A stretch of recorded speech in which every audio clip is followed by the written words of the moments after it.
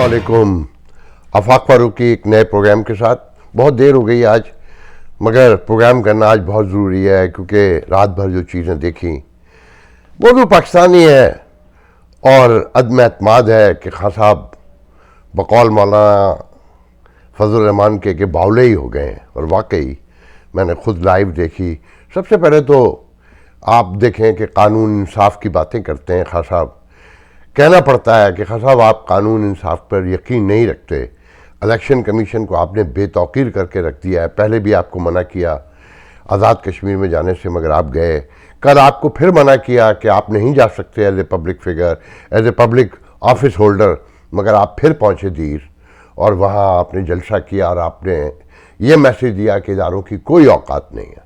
और फिर वही कि शक्लें जरदारी की डाकू जैसी, तो एक फजलू डीजल, एक शोबाज, ये आपके छोटे लोग कहते थे तो फिर भी लोग बर्दाश्त कर लेते थे।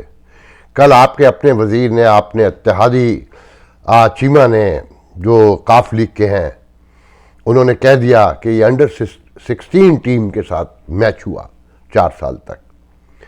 तो जब लीडर ही अंडर 16 हो, मैं लोगों को ये भी बता दूं कि पाकिस्तान में अंडर 16 और 18 और 19 क्या है कि 25 लाख रुपए दे के 5 साल पहले तक, अगर आप 30 साल तक के हैं तो अंडर 19 में खेल सकते हैं।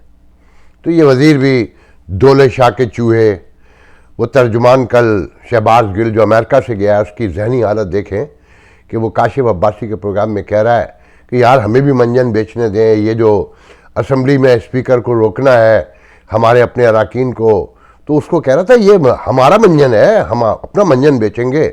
और फिर कहता है मंजी ठोक दी। आप लैंग्वेज देखें इन लोगों की। मेरे पास सबसे बड़ी खबर है।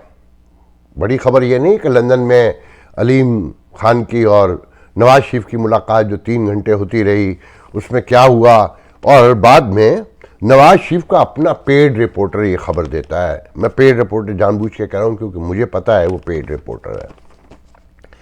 उस खबर को डिनाई कर दिया जाता है नवाज शरीफ अलीम खान की तरफ से कि नहीं, कोई मुलाकात नहीं हुई।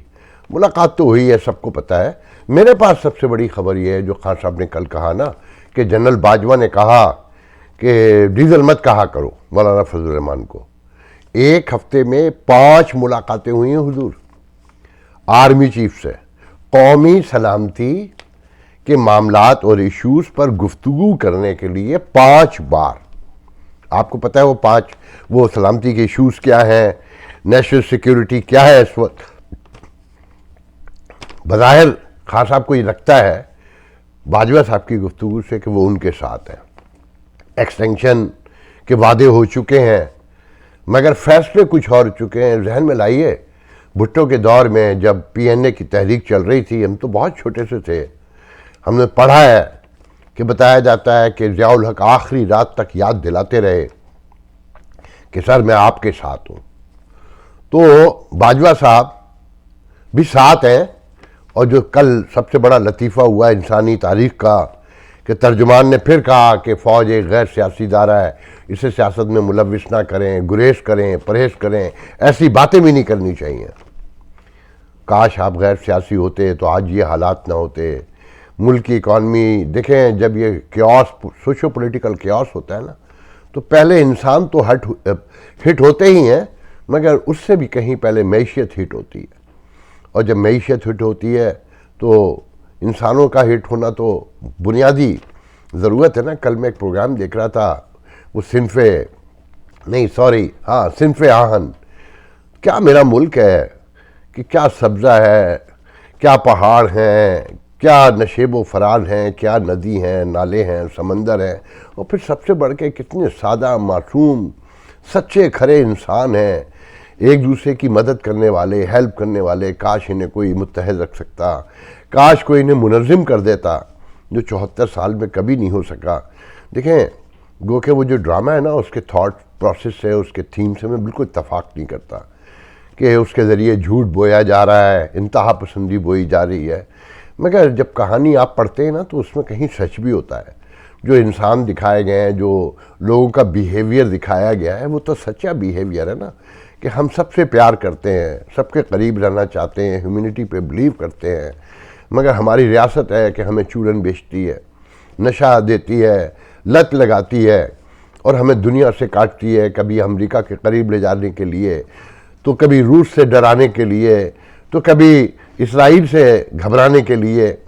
ये सारी चीज़ें अगर हम में ना हो, हम नॉर्मल इंसानों की तरह बिहेव करें अगर हमारी रियासत, कि हम ही लोग जाते हैं ना, बिलाशुबा नेशनल इंटरेस्ट बड़े डिफरेंट होते हैं, मगर ऐसे नहीं होते कि जो आपके ज़मीनी हक़ाइक़ से कट कर हो। तो बहरहाल ये जो 5 मुलाकातें हैं ना, एक 9 दिन में, बहुत हैरान कुन है। और बज़ाहिर ये तासुर दिया खान साहब ने कि फ़ौज मेरे पीछे खड़ी है, ये कह के कि न्यूट्रल तो जानवर होता है, मतलब ये बताने की कोशिश की कि बाजवा साहब या और कोर कमांडर वो मेरे साथ हैं वरना वो जानवर है। माय गॉड, इससे ज़्यादा खुल के और खान साहब क्या कहें। फिर खान साहब का ये कहना कि डी चौक में इंसानों का समंदर आएगा, तो खान साहब ने ये मैसेज दिया कि फसाद पे भी तैयार हूँ मैं, इस मुल्क को आग लगती है, इस मुल्क में इंसानी खून बहता है, तो मुझे कोई परवाह नहीं, मैं अपना इक़्तिदार बचाने के लिए आखिरी हद तक जाऊँगा। सारे कॉन्स्टिट्यूशनल लॉयर कह चुके कि स्पीकर असम्बलीज में वोट डालने से नहीं रोक सकता, मगर मैंने कल आप लोगों को बताया था कि तहादी टूट चुके हैं। गुफ्तगू से लगता था, अभी वसीम अख्तर ने कंफर्म कर दिया कि अगर मौलाना फजलुर रहमान और नवाज शरीफ गारंटी करें कि जरदारी हमारे साथ धोखा नहीं करेंगे, और क्या कहते खुल के, क्योंकि एकदम तो ये नहीं कह सकते कि हमें जरदारी की बातों पे यकीन है, क्योंकि जरदारी साहब और अल्ताफ़ हुसैन मिल के जो कराची के साथ करते रहे वो सबको पता है। मैंने आपको कहा था कि मैं आज भी यकीन रखता हूँ कि MQM का नेचुरल एलाई पीपल्स पार्टी है। अगर हमें सिंध में रहना है, उर्दू स्पीकिंग को, उर्दू बोलने वालों को एक बात याद रखिए, मैं लाख कहूँ जो सच है कि इस रियासत का जोग्राफी अब ख़तरे में है, जिसके अंदरूनी हालात हैं इंतहाई ख़तरे में है, मगर उर्दू बोलने वालों याद रखना कि तुम्हारे लिए ये मुल्क काबे से बढ़कर है इस वक्त, कि अगर इसको कुछ हो गया तो तुम कहाँ जाओगे। सब तो सन ऑफ सुहेल हैं कि सिंधी सिंध में ही रहता है, पंजाबी पंजाब में ही रहता है, बलोचियों के पास भी है, वो तो सेटल हो जाएंगे अगर इस रियासत को कुछ हो जाए, पश्तून अपनी जगह रहेंगे, तुम्हारा कौन है। और जो इस इस्टेब्लिशमेंट ने नफ़रत के बीज बोए हैं उसमें तो तुम्हारा यहाँ रहना और मुश्किल हो जाएगा। याद रखना, मैं ये बात बरसों से कैसे कहते रुक जाता हूँ, मगर मेरे दोस्त जानते हैं कि मैं ये बात बहुत अरसे से कह रहा हूँ कि कराची वो मुकाम है जहाँ अगर पाकिस्तान को कुछ हुआ तो फैसला कुल लड़ाई कराची में होगी। मेरे मुंह में खाक, लाखों लोग मारे जाएंगे। जिस तरह का माइंड सेट है इस मुल्क में, जो इस्टेब्लिशमेंट ने बनाया है, जो हुब्बुल वतनी ज़बरदस्ती डाली गई है कतरा कतरा करके, नगमों, तरानों, फिल्मों, गानों के ज़रिए, और नारे लगवाए गए हैं, उसके सारे नताइज खुदा न खास्ता कराची में आएंगे। तो कराची को तो सबसे अहम, सेंसिटिव और बड़ा मैच्योर रोल अदा करना है कि इस मुल्क को कुछ होना नहीं चाहिए। तो भारत जहन में रखें कि बज़ाहिर तो वोट पूरे हो गए, 5, 7, 12 वोट है, 162 इनके पास है, 174 तो वैसे ही हो गए। फिर अलीम खान है, फिर बाप का आपने सुन लिया होगा, यार मोहम्मद रिन के ज़रिए जो राब्ते हुए हैं, यार मोहम्मद रिन जो कभी आसिफ जरदारी के बड़े क्लोज फ्रेंड थे, फिर नाराज़ हो गए, वो आलमोस्ट लौट आए कि आसिफ जरदारी के थ्रू पैगाम रसानी कर रहे हैं। मैं आपको एक और ख़बर देना चाहता हूँ, जो कल अमेरिका से मेरे एक दोस्त ने, मैं उनका डिस्क्रिप्शन भी नहीं बताऊंगा कि लोग पहचान जाएंगे, उन्होंने वो एक PTI के बहुत करीब तरीन सपोर्टर्स में से थे और कश्मीरी लीडर है। उन्होंने कहा कि ये इतना बड़ा चोर है, इसने वो धोखा दिया जो इसके नताइज इसको अगले इलेक्शन में मिल जाएंगे कश्मीर में, कि दायां दिखा के बायां मारा, कि जादू टोने की बुनियाद पे न्याजी, जो क़य्यूम न्याजी उसका वज़ीर आज़म बनाया। और वो कहते हैं कि मुझे ये इंतहाई करीब से पता है कि न्याजी ने खुद फ़ोन करके सुल्तान, बैरिस्टर सुल्तान को फ़ोन किया कि मुझे फ़ोन आया प्राइम मिनिस्टर हाउस से कि आप तैयारी करें, कुरैय फाल आपके नाम निकला, आप बनेंगे prime minister of Azad Kashmir.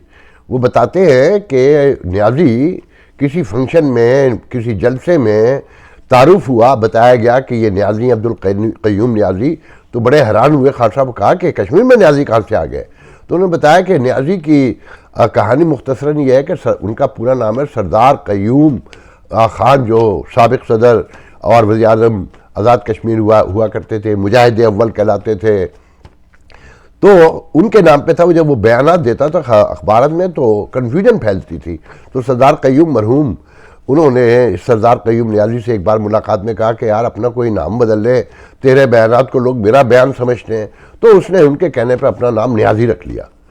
फिर उन साहब ने मुझे बताया कि वादा तो किया था इनके कज़न ने, इमरान खान साहब के सैफुल्ला नियाज़ी, और वो अमीन गंडापुर ने अरबों रुपए लिए। एक ब्रिगेडियर की कहानी तो आप सब सुन चुके हैं कि उसने भी पैसे पकड़े थे, वो सेंटोरियम मॉल वाला जो है इस्लामाबाद में, इन्होंने भी पैसे पकड़ लिए थे कि तुझे प्राइम मिनिस्टर बनाएंगे। तो उन्होंने एक लंबा पूरा किस्सा सुनाया कि क्या गंदगी फैलाई और ये करप्शन से पाकिस्तान के नारे मारता है। फिर उन्होंने ये भी बताया हाँ कि जब क़य्यूम नियाज़ी को बनाने का फैसला हो गया, बैरिस्टर सुल्तान नाराज़ हुए इस बात पर कि उनसे वादा किया था, उन्होंने पार्टी इकट्ठी की थी, वो पीपल्स पार्टी का एक मेंबरशिप इलेक्शन जीत कर मेंबर बने थे, वो सीट छोड़ के दोबारा इलेक्शन जीत कर वापस आए पीटीआई में और इसे मुत्तहद किया। तो आसिफ ज़रदारी ने फ़ोन किया बैरिस्टर सुल्तान को, कहा कि 5 सीटें हमारी हैं शायद, या 8 हमारी हैं, 5 उसकी हैं नून की, तुम्हारे पास अगर तुम 8 सीटें कर लो तो तुम प्राइम मिनिस्टर बन सकते हो। मगर उनका सुल्तान बैरिस्टर सुल्तान ने कहा कि नहीं, ये लोटेपन की एक मिसाल और कायम होगी, मैं इतनी वो नहीं कर सकता। तो बहरहाल वो सदर बन गए। तो हालात का अंदाज़ा इससे लगाएं कि ये इंसाफ, कानून, रियासत मदीना कहाँ खड़ी है। आप यकीन करें, मैं ये जो इतने गुस्से से कहता हूँ, मुझे हैरत होती है पाकिस्तानी अवाम पे, पाकिस्तान के मीडिया पे, ख़ासकर इंटेलेक्चुअल्स पे, कि हम जैसे लोग बिगनिंग में, लोग तो नहीं कहना चाहिए, बहुत कम लोग होंगे मेरे ख्याल में, मेरी आवाज़ छोटी है, मगर मैं बहुत अरसे से ये इलेक्शन 2018 तो बाद में आया है, 2013 का इलेक्शन भी बहुत बाद में आया है। मैं अर्ली 2000 और लेट 90s से खान साहब के बारे में कहता रहा हूँ कि वो पॉलिटिशियन नहीं है, हमारे ग्लैमरस हीरो हो सकते हैं, और बिलाशुबा थे। मैं भी उनकी क्रिकेट को बहुत पसंद करता था, उनकी पर्सनैलिटी को, जो सहरनाक उनकी शख्सियत है, मगर उसका उन्होंने बड़ा गलत फ़ायदा उठाया। आज वो डी चौक में फसाद की कहानियाँ सुना रहे हैं कि हम जमा होंगे, मगर ये खासा भूल गए कि मौलाना फजल रहमान ने कल ही जो पार्लियामेंट लाउंजेस में हुआ, जिस तरह हमला हुआ पुलिस का और 8, 10, 12 लोगों को निकालने के लिए उन्हें दहशतगर्द करार दिया गया, उसके बाद जो मौलाना ने पाकिस्तान आधे ज़्यादा बंद कर दिया था, ये कंटिन्यू करते, उन्हें रिहा ना करते, जैसे कहते थे कि ये दहशतगर्द है, मिलिटेंट है, तो रखते ना अंदर, FIR काटते ना, मगर FIR तो नहीं कटी। उन्हें रिहा करने के बाद कहते हैं कि शायद कोई FIR काटने की कोशिश की गई है। तो खास उन्होंने तो, मौलाना फजल रहमान ने तो आधा मुल्क कल बंद कर दिया था, कौमी शायराएँ बंद थी। तो खान साहब, अगर आपने डी चौक में उस दिन लोग जमा किए तो वो जो फसाद होगा, तारीख में आपका नाम लिखा जाएगा। और ये जो अंडर 16 है, जो तर्जमान बेशरम मौजूद हैं, वो सुन लें, अपने बच्चों की रोटी के लिए दूसरों के बच्चों के गले ना काटें। मैं आज बहुत ज़्यादा नहीं बोलना चाहता, सिर्फ ये कहूँगा कि खान साहब का काम उतर चुका है और ये खान साहब इसके ज़िम्मेदार खुद हैं। सब ये कह रहे हैं कि 4 साल सिर्फ चवलें मारी गई, मईशत के किस्से सुनाए गए, और मईशत भी खान साहब आपका बंदा तो पहले दिन ही हटा दिया गया था ना, पहले मरहले में असद उमर को। उसके बाद हफीज़ शेख आए, हफीज़ शेख के बाद शौकत तरीन आपके आदमी, जो आप पे तनकीद करते हैं और कहते हैं कि आपको यूरोपीय यूनियन पर तनकीद नहीं करनी चाहिए थी, खुलेआम प्राइम मिनिस्टर ये हरकतें नहीं कर सकता, जिससे हमारी सारी एक्सपोर्ट बंदी हुई है, जहाँ से आपकी सारी इंपोर्ट है, जहाँ आपके ओवरसीज़ रहते हैं, जहाँ से वो 30 बिलियन बेचते हैं, जहाँ से दुनिया भर के इदारे आपको मदद फराहम करते हैं, जहाँ से आप इत्तेहादियों से, अपने उनके अलाइज से पैसे लेते हैं।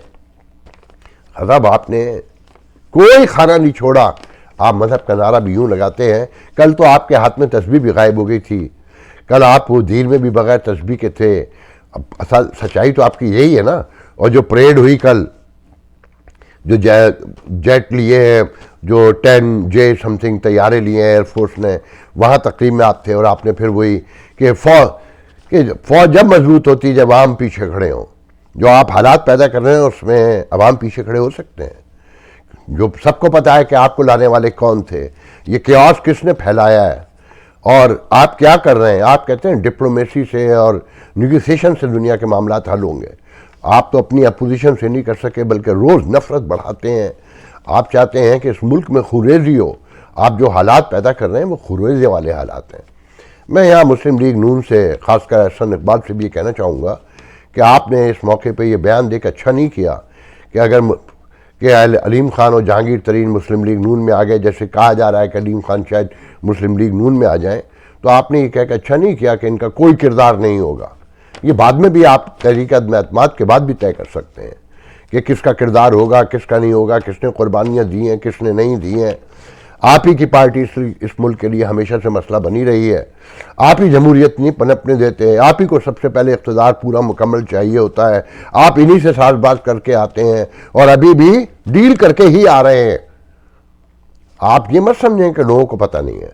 आपके आने से तब्दीली कोई नहीं आने जा रही। ये सब बेवकूफ़ी की बातें, सिर्फ खान साहब को उतारना है, क्योंकि उन्होंने तो मुकम्मल लुटिया डुबो दी है। अगर आप ये समझते हैं कि आपके आने से लोग खुश होंगे, कुछ बड़ी तब्दीली आएगी, तो नहीं, ऐसा कुछ नहीं होने जा रहा। ये स्टेटस को ही मेंटेन होगा। और मुझे अब वो भी होता हुआ नहीं नजर आता कि खान साहब अगर प्राइम मिनिस्टर होने के साथ अगर डी चौक पर लोगों को, लाखों लोगों को जमा करना चाहते हैं और गंदगी फैलाना चाहते हैं, तो वो बाद में क्या करेंगे मुझे नहीं पता। ये अब सिमटेगा भी ये सारी गंदगी या नहीं सिमटेगी। बहरहाल, क्योंकि देर हो गई है, आज के लिए इतना बहुत है। इंशाल्लाह कल दूसरे वीडियो में गुफ्तगू होगी। अल्लाह हाफिज़।